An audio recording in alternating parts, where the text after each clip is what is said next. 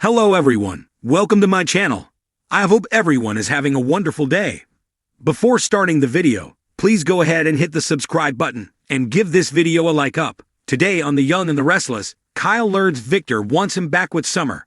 Lily's displeased about Audra and Holden's lunch together, and Damien and Nate head to Chicago. All products and services featured are independently chosen by editors. However, Soaps.com may receive a commission on orders placed through its retail links, and the retailer may receive certain auditable data for accounting purposes. At Crimson Lights, Summer tells Kyle she was just about to call him. Her mom has been found. You're not even going to believe it. She was kidnapped. It gets even crazier. Sharon was taken captive with her. They were locked up in an abandoned psychiatric clinic. Kyle asks who would do such a thing and why. Summer says they don't know. It wasn't about money as no ransom demand was made. She explains that Nick and Billy found them after getting a text clue from the kidnapper. Kyle marvels that it all sounds so crazy. They puzzle over who would do something so bizarre and why. They're still out there, so what's to stop them from coming after Phyllis, Sharon, or another family member? Kyle's sorry Summer's family is being targeted. Summer thanks him for being so solid and supportive. Thank you for caring so much about me. Kyle's smiling into her eyes when Claire walks in. Kyle and Summer bring Claire up to speed on Phyllis' abduction with Sharon. Claire knows how scary that can be. Summer sighs that it's been one thing or another. One psychopath after another attacks her family. She's sure this had more to do with Sharon than her mother. Kyle reminds her they don't know the motive. Summer's glad they spoke to Harrison about it when they did. A kid at school told him his grandma might never come back. It just happened this morning. Luckily, they prepared him. Claire is glad Summer came to get Kyle when she did. Summer's glad she approves. Claire assures her cousin that the evening still worked out for her and Kyle. It was a win-slash-win for everyone. Summer fixes a coffee with a glum look as Kyle and Claire make plans to have dinner later and kiss. Claire says goodbye, and she's glad her mother is back, and then leaves. Summer asks Kyle for lunch. They can talk about how wonderful their son is for an hour or two. Kyle smiles. At Society, Holden spots Audra and teases her about being glued to her phone. She snarks, "Aren't you supposed to be back in Los Angeles?" His flight was canceled due to weather. She's glad the delay had nothing to do with her. If he said it didn't, he'd be lying.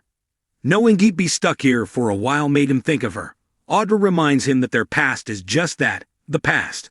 Holden reminds her she promised to be a friend. Audra says it will never be more than that. He can't rekindle something between them. Holden insists he has nothing but respect for her connection with Nate, unlike how he felt about Tucker. He asks why she keeps pushing him away, yet accepts invitations for coffee. She's sending mixed messages. Audra sighs. He's right. There's something I need to come clean about. Audra tells Holden that Nate saw his message and returned the text saying, "You got one," when he asked to have her as a friend. Holden asks why Nate would do that. Audra can only imagine. He was trying to prove he wasn't jealous. Holden asks what she would have said if Nate hadn't spoken for her. Audra's not sure. She's not opposed to having a friendship with him, but she can't trust him not to take advantage of the situation. Holden gives her his word. Audra's still skeptical. Holden asks her to have lunch with him. Audra claims she's waiting for Nate. Holden says that's perfect. He won't mind if he stays and joins her for lunch. Audra chides that he's pushing his luck. He grins. At Nate's place, Lily is close to signing a new artist. Devin notes she's moving into his side of the business. She will let them know more details when the ink dries. Devin's glad she came on board. Lily also has news about a big tour. Devin and Nate needle that she's just trying to show off now. A knock comes at the door. It's Damien. He asks Nate if it's true that his mom's been admitted to a hospital in Chicago. Nate frowns. Is she all right? Damien hopes there's no cause for alarm. All he knows is she was admitted. She said something about a new experimental treatment. Nate's taken aback. The last he heard she was waiting to hear if she was a viable candidate. Damien thinks he's out of the loop. Nate checks his phone and learns that Amy and Dr. Kelly both tried to reach him. He steps out to call back. Damien apologizes to Lily and Devin for interrupting their meeting. He wonders why they had to admit his mother so quickly. Devin thinks it's good they're not wasting time. Damien admits he's nervous. What if something goes wrong? Damien says he's been through this before, losing a parent too soon. It's traumatizing. Lily tells him she and Devin have been through it too. They understand. Devin thinks Amy felt confident enough to consent to the treatment. Nate appears and says that's right, they're treating her and monitoring her for a reaction. Dr. Kelly thought it best to start the protocol right away. Damien worries they're rushing Amy into this, but Nate says she's in the best possible hands. Damien worries about not being there with her. He'd like to try and get there before it begins. Nate feels she'd love to have him by her side. He suggests they both go to Chicago so they can be there before she's released. Damien thinks that's a great idea. Lily and Devin assure Nate they can cover for him while he's gone. Damien tells them it means a lot that his brother can be there with him. Nate announces he'll have to let Audra know he can't make it for lunch because he's going to Chicago with his brother. At Society, Holden tries to coax Audra into another drink, and she informs him he's trying too hard and won't be having lunch with her and Nate. Just then, Nate calls and updates her that he and Damien are going to Chicago. She knows Amy will love having them both there and asks him to give the woman her love. She disconnects and Holden muses. It looks like you're free after all. At Nate's place, Devin asks Damien how he likes Genoa City so far. He finds it charming. It's hard not to fall in love with the people. Lily's sure it's far from the glamour of land. Damien chuckles. Clearly, she doesn't know much about his life there. Talk turns to Amy having lived there years ago. Damien wonders why she left or didn't come back to stay. It feels like a good fit for her. Devin thinks he should ask her. After their father passed, there were a ton of questions they'd have liked to have had the opportunity to ask. Damien is focused on her health for now. Nate appears with a bag and Lily and Devin leave. Damien asks Nate if they can stop by the club so he could get a bag too. Nate says of course. Damien shakes his hand and thanks him for everything. Nate smiles. At Society, Audra and Holden move to a table, and he pushes her again to have another drink. She resists, and he muses about the fun-loving Audra from Lay. She says that version of her doesn't exist anymore. Holden doesn't believe her. Audra doesn't care. Holden reminds her of their boozy lunches at El Coyote. Audra groans and complains about him ordering margaritas by the pitcher. Holden laughs about her singing Metallica songs at the top of her lungs. That was fun. Audra laughs. It was. Just then, Devin and Lily walk in. They ask to be let in on the joke. Audra changes the subject to Nate going to Chicago with Damien. Lily says they just came from his place. Introductions are made, and Holden says he met Lily before, but not Devin.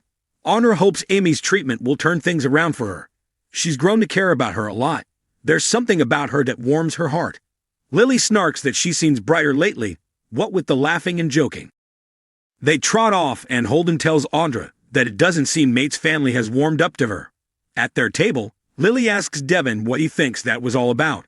Kyle and Summer walk into the GCAC and immediately encounter Victor, who greets his beautiful granddaughter and says hello to Kyle. He asks why the two of them are together. Summer says Claire bailed on lunch with Kyle, so she took him for a mercy meal. Victor asks Kyle how things are going at Jeba. Kyle says things are going very well. He and Summer head to their table, but Kyle walks back. There's no way he's happy things are going well between him and his dad at Jeba.